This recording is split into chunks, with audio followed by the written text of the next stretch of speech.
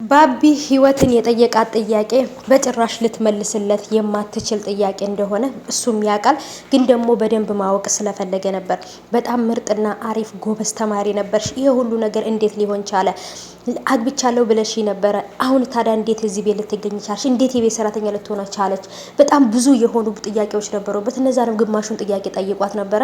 በጭራሽ ልመልስልህ አልችልም። ብመልስልህም ደግሞ ችግሩን ማቅለል ስለሚሆንብኝ አንተም ባለትዳር ነህ። ስለዚህ ሚስትህን ጠበቃ አድርገህ ያዝና የኔን ነገር ተወው፣ ምንም ነገር ልልህ አልችልም ብለዋለች። ፌበንም ደግሞ ባቢን ካልተወችው በጭራሽ እኔም ህይወትን አልተዋትም።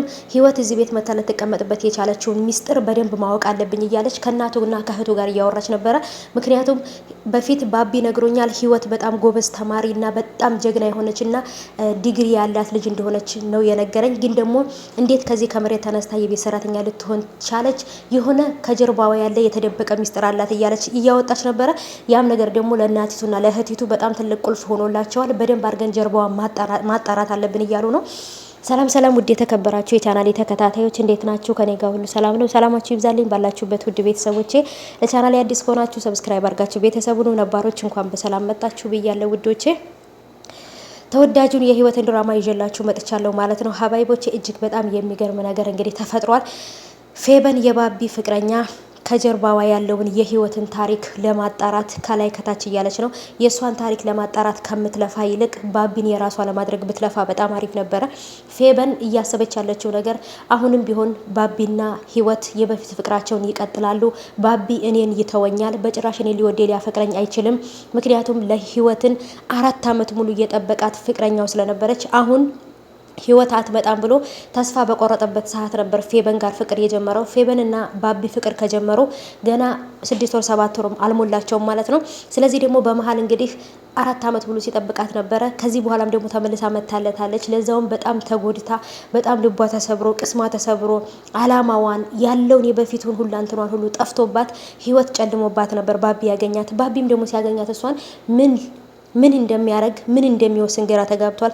ከቤት ሰራተኝነት አውጥቶ ቢሮ ውስጥ ስራ ሊሰጣት ነው። እናቲቱም ደግሞ እሷ ቤት ውስጥ ወይንም ቢሮ ውስጥ ገብታ ከሰራች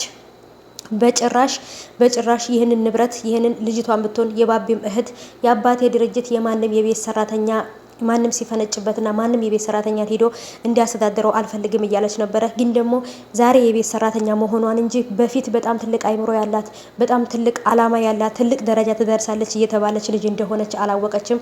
ህይወት አሁን ላይ የባቢ ፍቅረኛ ፌበንም የባቢ እናትም እህቱም ሁሉም ሰው ላይ አሁን ላይ እሷ ላይ እየፈረደባት ነው። ግን ደግሞ በጭራሽ እነሱ የሚያስቧት አይነት ሴት አይደለችም። በጣም ብዙ ፈተናዎችን ብዙ ውጣ ውረዶችን ያሳለፈች ልጅ ናት ማለት ነው።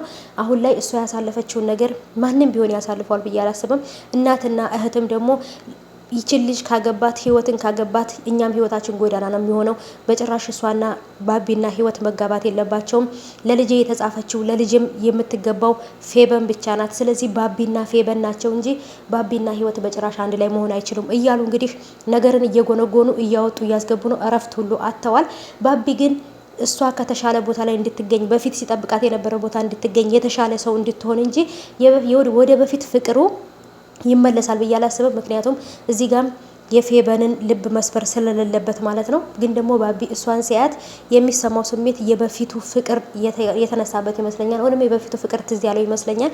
ብቻ ግን እሷም ስታየው የበፊቱን ታስታውሳለች፣ እሱም ሲያይ ደግሞ የበፊቱን ያስታውሳል።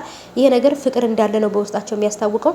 ፌበን ግን በጭራሽ ጥሩ ሰው ሁና ነው እንጂ ባቢን ማግኘት ያለባት ክፉ ሰው ከሆነችና ልክ እሱ ከማይጠብቃት ቦታ ካገኛት ባቢም ቢሆን ፌበንንም ሊተዋት ይችላል። ከህይወት ጋር አብሮ ሊሆን ይችላል ብዬ አስባለሁ። አሁን ላይ ግን እያሰቡላት ያሉት ነገር በጣም ከባድ ነው። የባቢም እናት በቢላዋ ልትወጋት ነበር ማለት ነው። በጣም ነው ያሳዘነችኝ ከምላችሁ በላይ ማለት ነው።